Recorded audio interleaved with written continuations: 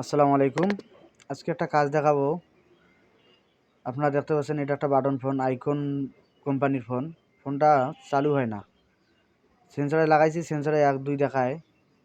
এখন আমি লাটগুলো খুলে নিলাম। খুলে নেওয়ার পর এখন পুরো বডিটা আমি খুলে দেখবো যে আসলে মূলত সমস্যাটা কোথায়।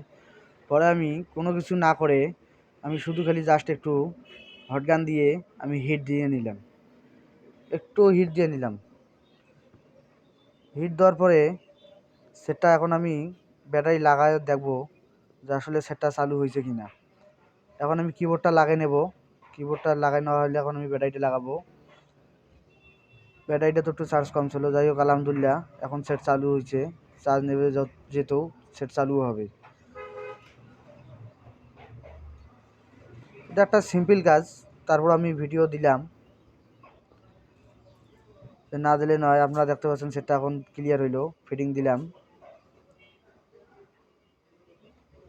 এখন আমি বাটনগুলা টিপে দেখবো এক এক করে। এই দেখতে পাচ্ছেন এই বাটনগুলো চেক করে দেখলাম ঠিক আছে,